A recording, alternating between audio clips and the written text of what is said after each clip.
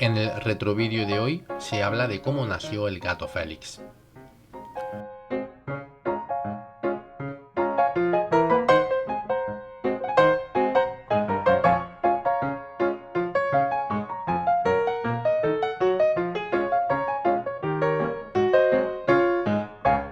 En el primer cuarto del siglo pasado, la animación y los efectos visuales en la imagen real hacen furor en el espectador. Algo tan sencillo como que un dibujo cobre vida llena toda la atención del público, pero todavía no se aleja de una mera exhibición de vodevil. Ni siquiera Winsor McCay parece creer en la técnica como medio de expresión, sin que vaya más allá del mero experimento. El alto coste de un producto animado, el tiempo excesivo de rodaje y la necesidad de una plantilla de trabajadores con mucha pericia técnica lo convierte en un producto poco rentable para una empresa. Concebir que una película de dibujos animados pueda atraer a los mismos espectadores que una de imagen real, o todavía más exorbitante, que un personaje dibujado en un papel pueda alcanzar tanta popularidad como Chaplin, Keaton, Abucle, Pickford, Guise o Valentino, es una quimera por la que solo unos pocos visionarios apuestan. Pat Sullivan será el primero en tocar el cielo con los dedos. Sullivan, pionero de los dibujos animados y una de sus figuras más importantes, fue historietista, cineasta y productor, pupilo de William Mariner y con una vida tan controvertida como la de su mentor. Los dos compartían la misma dependencia por el alcohol.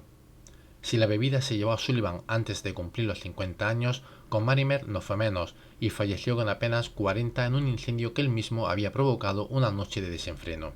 Las incorrecciones de Pat Sullivan llegaron lejos. Su alcoholismo se quedó en anécdota al lado de su racismo o la pedofilia que lo llevó a la cárcel. Después de la muerte de Marine, Pat Sullivan prueba suerte en el terreno de la animación en el estudio del pionero Raoul Barré, que junto a John Randolph Bray fue de los pocos inclinados a creer que la animación podía convertirse en una industria. Sullivan se va a encontrar allí al animador Gregory LaCava, que luego se convertirá en uno de los mejores directores de cine de todos los tiempos, aunque Pat Sullivan no tuvo mucha suerte como animador al servicio de Barré y pronto fue despedido. Pat Powers, por aquel entonces tesorero de Universal Pictures, interesado en adaptar a dibujos animados la tira de cómics Sambo y sus ruidos divertidos, de William Mariner, persuade a Pat Sullivan, que había sido asistente de Mariner en aquella tira y que además es animador, a que abra un estudio de animación. En 1916 nace Pat Sullivan Cartoons. Asegurada la distribución con Universal Pictures, Sullivan debuta con la adaptación de forma apócrifa de Sambo y sus ruidos divertidos, tira cómica basada en la novela infantil La historia del pequeño negro Sambo, de la escocesa Helen Bannerman. Pat Sullivan llama a su personaje Sammy Josh Singh, también de raza negra como Sambo, y la primera historia, dirigida por el propio Sullivan, se estrena en 1916, Sammy Josh Singh Cazador. En comparación de cómo era tratada la población negra en películas, libros e historietas, Sambo o Sammy Josh Singh salía bien parado tanto en su versión cinematográfica como literaria. Pero mirado con los valores de hoy día, sí se advierte una obra discriminatoria. No debemos olvidar que mucho antes de que Sambo saltara al celuloide, Gerhard ya había presentado un personaje negro en su obra, al que le había conferido un tratamiento análogo al resto de personajes. El contexto social no es culpa a Sullivan, ni a Mariner, y tampoco a Bannerman. Sullivan, sabedor de la importancia de presentar un personaje que ya fuera célebre, apuesta en 1917 por una nueva serie protagonizada por el vagabundo que Charles Chaplin ya había hecho popular en sus películas. Cómo Charlie capturó al Kaiser es la primera de las 10 películas que llegó a producir con un Chaplin animado como protagonista. Un film donde su ingenio y argumento ya viene influido directamente de la propia obra de Chaplin. Además, Movska Film Service llevaba haciendo dibujos animados protagonizados por este mismo personaje desde 1915. Sullivan apostaba sobre seguro, sin necesidad de diseñar un personaje desde cero, al copiar argumentos y golpes de humor, y conocer los resultados del estudio que se había aventurado primero. Charles Chaplin, aunque nunca participó en las películas de dibujos animados, ni en la primera serie ni en la siguiente, no se opuso a la propuesta de Mosca Film Service, confiado de que esas películas sirvieran como reclamo para conseguir más espectadores en sus futuros films. Del mismo modo, a Charles Chaplin también le cautivó la propuesta de Pat Sullivan y contribuyó ofreciéndole al productor material fotográfico. Sin embargo, dos graves acontecimientos van a impedir que el rodaje de Cómo Charlie capturó al Kaiser se haga realidad en 1917. Pat Sullivan conoce a Otto Messmer, un historietista interesado en hacer animación y que tenía contrato con Universal Pictures para producir una serie de dibujos animados protagonizada por un personaje de creación propia, Motor Matt. El productor Jack Connor le mostró el proyecto a Sullivan y aunque Motor Matt jamás se hizo realidad, Messmer logra el interés de Sullivan y es contratado como animador para la Pat Sullivan Cartoon, aunque no fue la primera opción del animador, antes trabajaría para Henry Mayer. Sullivan deja la serie protagonizada por el vagabundo de Chaplin en manos de Otto Messmer, pero todo se tuerce cuando el animador es llamado a filas y lo envían a combatir en la Primera Guerra Mundial. Y para pocos males, ese mismo año Sullivan es condenado por haber violado a una menor de edad. Pat Sullivan Cartoon cierra sus puertas. La estancia en la cárcel de Pat Sullivan se salda con unos pocos meses, una condena muy breve en relación al delito cometido, lo que da una idea del poco valor que tenía una violación para los tribunales de aquellos años, o que incluso no le pasara factura socialmente. El estudio de Sullivan reabre las puertas, con bienvenida incluida de Universal Pictures, que continúa el proyecto allí donde lo dejaron. Como Charlie capturó al Kaiser se estrena con un año de retraso. Nada más graduarse del ejército, Otto Messmer también se incorpora a Pat Sullivan Cartoon, y desde ese instante se hace cargo de la serie protagonizada por el vagabundo concebido por Charles Chaplin. Sullivan y Messmer comienzan una colaboración que durará hasta la muerte del primero y que recuerda a esos otros binomios formados por John Randall Wright, Herb Hur y Walt Disney Iwerks, una cooperación entre productor y autor que no por ello quita méritos al primero, sin cuyo esfuerzo, creatividad y audacia no hubieran sido posibles las metas alcanzadas, pero también una asociación controvertida en alusión a los logros conseguidos por uno u otro, una pugna por otorgarse el merecimiento que comenzará después de la muerte de Sullivan. En 1919, el departamento de dibujos animados de Paramount, dirigido por Herb Hur, contrata a Pat Sullivan para que elabore un cortometraje de animación para ser proyectado junto a un largometraje del estudio. El productor Pat Sullivan encomienda la animación a Otto Messmer y el resultado es una pieza de 4 minutos llamada Locuras felinas. La protagoniza un gato negro llamado Master Tom y la historia narra la aventura del felino para conquistar el amor de la gata Kitty. Durante el cortejo, unos ratones desvalijan la cocina y la propietaria culpa a Master Tom.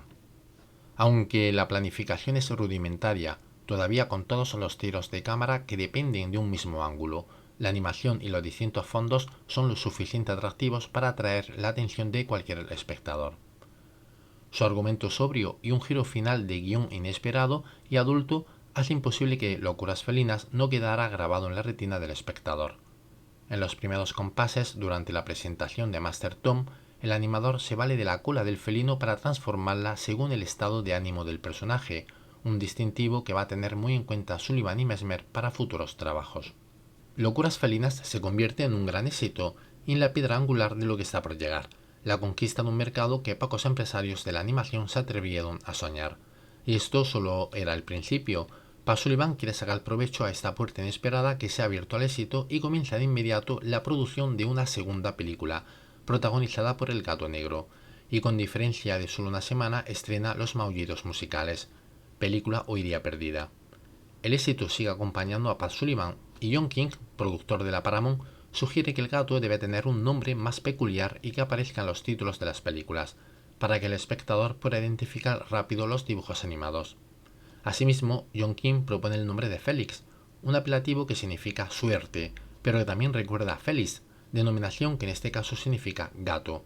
En solo un mes aparece la tercera película y esta vez el protagonista renombrado como Félix, Las aventuras de Félix. El éxito parece imparable y el personaje de Pat Sullivan y Otto Messmer alcanza esa popularidad que ya habían logrado intérpretes como Buckley, Pickford o Valentino, solo superado por Chaplin, este último icono cinematográfico universal antes y ahora. Con el paso del tiempo el personaje se convierte en un gato mucho más antropomorfo, destaca su rostro blanco y una sonrisa gigante, hasta que en 1924 el animador William Bill Nolan estiliza su línea redonda y le confiere una fisionomía más agradable para el espectador.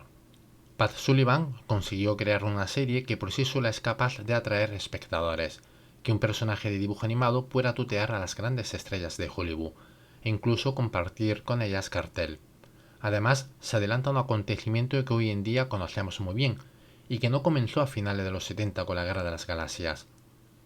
El gato Félix se convierte en un fenómeno social, con su esfinge estampada en un gran número de artículos, muñecos y otros tantos juguetes, Con él nace el merchandising. Rastrear las causas que generan un fenómeno social de este tipo deben encontrarse en factores sociales, geográficos, culturales y políticos, contextualizados en un periodo de tiempo concreto. No obstante, los éxitos cinematográficos, antes y ahora, comparten elementos que empatizan de súbito con el espectador, que puedan ir desde un hallazgo técnico o narrativo hasta un argumento imaginario o auténtico, con la calidad de la obra como una pieza que puede o no ser relevante. En Félix salva el día, su animador y realizador Otto Messmer combina elementos de imagen real, fondos, vehículos e incluso insertos de personajes de carne y hueso con los dibujos animados de los protagonistas, aunque su autor nunca hace interactuar una animación con el movimiento de un elemento real. El resultado es de un efecto tan sorprendente que el espectador cree lo contrario. Y este es uno de los atributos de la serie del gato Félix, no repetirse en cada cortometraje, sorprender al espectador con argumentos, narrativas y aspectos técnicos distintos que despierten su interés. Sus autores capaces de cambiar de registro, como por ejemplo en Félix en el País de las Hadas, una pieza imaginativa que adapta distintos cuentos tradicionales, donde Mesmer traslada al gato Félix desde los escenarios urbanos a otros de ensueño, y también de hacer uso de una maestría técnica que deslumbra al espectador, como la virtuosa transición desde el mundo real al de las hadas, o la bruja sobre una escoba que vuela alrededor del gato, con la dificultad que ello tiene por el cambio de perspectiva y la carencia técnica para mostrar una profundidad de campo correcta. No obstante, el secreto del éxito de la serie de Félix no solo está en su habilidad técnica, capaz de reproducir otros estudios con la misma maestría. El cuidado en sus argumentos, los giros de guión y un humor destinado también a un espectador adulto ayudan a que las aventuras del gato lleguen a un público más amplio. Es el caso del giro final en Félix cambia la marea, cuando el gato se decepciona al descubrir que su amada no lo ha esperado y ha contraído enlace con su rival, que se convierte en agrado al haberse librado de encabezar una familia muy numerosa. Un giro que es parecido al presentado en Locuras felinas y que forman parte de gags para adultos.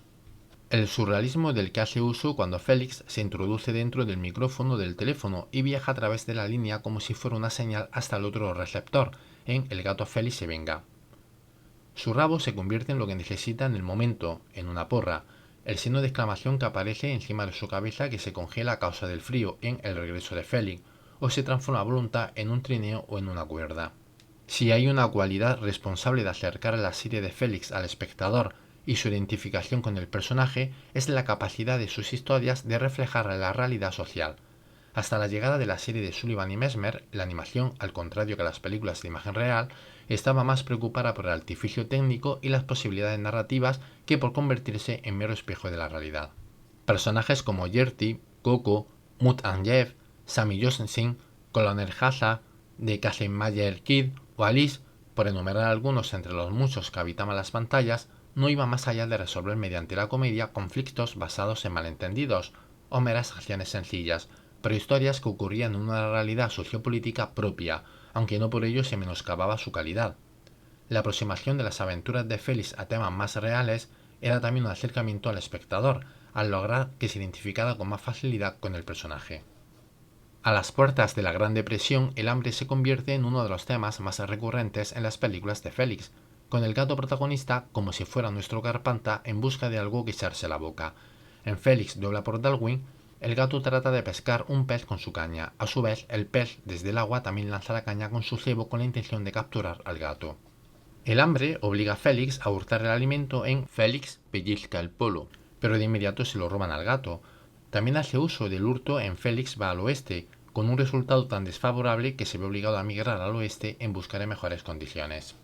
El hambre, la emigración o tomar decisiones extremas eran asuntos que conocía muy bien el espectador y que no se veían reflejados en otras producciones animadas. Es en La revuelta de Félix donde sus autores llevan al desamparo del gato al límite, en una parábola intencionada o intuitiva que ya vemos reflejada en el propio título.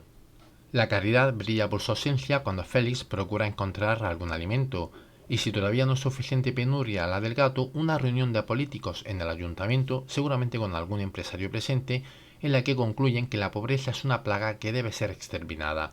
Claro que la solución que encuentran es dejar morir de hambre a los gatos, y una vez que no quiere ninguno, la miseria desaparecerá. Félix y sus compañeros no se van a quedar con los brazos cruzados y de inmediato cogen el camino de la huelga, que da nombre al título de la película, La revuelta de Félix. Con todos los gatos en huelga, los ratones toman la ciudad. Los políticos y patrones entienden la labor del gato y que su trabajo no debe menoscabarse. Y emiten una circular donde los gatos, también podríamos decir que obreros, parados y pobres, sean tratados con la mayor cortesía. La ley seca, en plena vigencia durante el éxito de Félix, no queda exonerada de las películas del gato, y todas las veces con la disyuntiva de tratarse de una apología del alcohol o por el contrario de una crítica. Todavía no establecido el código Hays que regulaba la moralidad del espectador, Sullivan y Mesmer no se contienen al tratar temas adultos, incluir violencia o hacer parábolas sociales, sin importarles que el público potencial pudiera ser infantil. El tema del alcohol se incluye desde una perspectiva humorística en Félix el rompefantasma, o ya sin tapujos en El gato Félix corteja a Whoopi.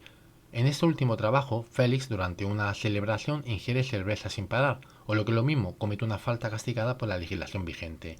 Regresa a casa como una cuba y durante el camino sufre los efectos del alcohol, que les vale a sus autores para exprimir situaciones surrealistas, edificios que se tambalean, farolas que cobran vida o animales salvajes que surgen de la nada.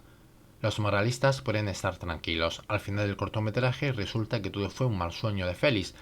Hay que ser muy ingenuo para creer que Pat Sullivan, un alcohólico, pretendía con este trabajo denunciar los efectos del alcohol. Parte de culpa la tiene el historiador Jerry Beck de que la película Félix en Hollywood esté rodeada de un aura que la designa como el mejor film protagonizado por el gato, techo con el que alcanza la serie su mayor calidad. Beck, uno de los expertos más reputados de la animación, incluyó este título en su obra Los 50 mejores dibujos animados, y muchos otros teóricos han recogido el relevo y mantenido a Félix en Hollywood como uno de los films imprescindibles que todo amante de la animación debe ver. También contribuye a idealizar esta película el reparto de nombres célebres que intervienen, claro que en su versión cartoon: Charles Chaplin, Douglas Fairbanks, Cecil B. DeMille, Ben Turpin, William S. Hart, Snuff Pollard y Will Hay. En verdad, lo más interesante de Félix en Hollywood son los cameos y el homenaje que le hace al cine silente. En realidad no aporta ningún elemento narrativo o técnico que la distinga del resto de la filmografía del gato. No se duda de la calidad de este film, es solo que sería muy aventurado aducir que es el mejor cortometraje protagonizado por Félix, de la misma forma que sería complicado señalar alguna película entre las 200 que se produjeron, sino más bien deberían ser varias las que ocuparan ese lugar en el podio. Por ejemplo, Félix el rompefantasmas es una obra maestra que no debería envidiar a ninguna otra. En ella el protagonista se las ve con un espíritu, en una película con un ambiente fantasmagórico extraordinario. Entre sus aciertos hay un plano donde el fantasma amenazante se acerca a la cámara para dirigirse de forma directa al espectador, uno de los pocos primeros planos que vemos en la serie de Félix. En los años de las primeras películas de imagen real, la falta de una correcta distancia focal impedía registrar un primer plano con nitidez. La alternativa era rodar un plano más amplio y luego cerrar en un círculo aquella parte del cuadro que el realizador quería destacar. Este problema de la distancia focal no afectaba al cine de dibujos animados, ya que no era necesario un juego de lentes para pasar de un plano largo a otro corto. Aún así, se imitaba la narrativa de las películas de imagen real, porque era un lenguaje reconocido por el espectador. Este recurso de interactuar el personaje con el espectador aparece con frecuencia en la serie, como ocurre en Félix trae el bacon a casa, donde Félix incluso le dirige algunas palabras a la butaca del cine, siempre con el recurso de bocadillo empleado en las historietas. También es memorable el gato Félix en una casa segura, una parábola de lo que nos puede hacer pasar nuestros miedos infundados, un trabajo de carácter expresionista con una trama de misterio y giro final de guión impredecible. Su descripción de la noche, el juego de sombras y la animación de Félix capaz de transmitir con claridad el terror que siente, logra una ambientación pavorosa e impresionante. No debemos obviar El pájaro aceitoso, un magnífico cortometraje donde Félix es acusado de un robo que no ha cometido. Lo más llamativo es la participación en ese trabajo del animador Raúl Barré. No olviden aquella anécdota cuando Pat Sullivan debe abandonar Barré Nolan Studio por no alcanzar como animador la calidad exigida. Su antiguo jefe, Raúl Barré, después de 7 años alejado de los dibujos animados, regresa como animador y trabaja para su ex empleado Pat Sullivan. Sullivan incorpora a su serie a uno de los mejores animadores del cine pionero, y Barré tiene la oportunidad de animar al personaje más importante de toda la historia de la animación hasta el momento, la guinda del pastel en su carrera como animador, antes de que fallezca unos pocos años después. Y las perspectivas se cumplen. La animación aplicada al gato Félix en los cortometrajes donde el animador fue invitado a participar es la mejor de toda la serie. También debemos recordar que desde hace pocos años Félix fue rediseñado por William Bill Nolan. El gato queda confeccionado tal como lo conocemos hoy día, con ese rostro donde destaca el blanco del hocico y el de los ojos, y con una línea más tierna. Nuevo diseño de personajes que es una ventaja para cualquier animador, incluido el Raúl Barre. En el pájaro aceitoso, la expresión corporal de la que hace uso Félix es espectacular, un compendio de gestos que eleva la interpretación-animación del gato hasta el cielo. Con todos estos títulos protagonizados por Félix, se hace difícil aceptar que Félix en Hollywood sea la cima de la serie. En 1936 se pretendió recuperar el personaje, cuando ya llevaba más de un lustro fuera de las pantallas. Fue una producción de Van Beuren Studios, estudio fundado por Amadé Van Beuren y película dirigida por Burt Gillett y Tom Palmer. El primero, uno de los grandes animadores del momento. Su excelente animación corrió a cargo de Isadore Klein, animador de Disney que años después cambió por el trabajo de guionista en Terry Toon, también por William Charles, conocido por su trabajo en Tony Jerry y Peanuts y sobre todo por estar al frente del sindicato durante la popular huelga de animadores de Disney ocurrida en 1941, y por Jack Sender, que no dejó de animar hasta 1980. La gallina de los huevos de oro comienza como una parodia del cuento La gallina de los huevos de oro, para luego convertirse en una historia de piratas, y llega a su cima artística con la secuencia de Félix batiéndose a duelo con espada contra el capitán pirata, un perro antropomorfo con pata de palo. Pese a que a Félix motivó todo un auténtico fenómeno fan, una vez asentados los dibujos animados como cultura de masas, llegaron otros personajes que desplazaron a Félix de su primer puesto en el podio. Culpa de ello fue la falta de adaptación de la Pass Oliva Cartoons a los nuevos desarrollos técnicos.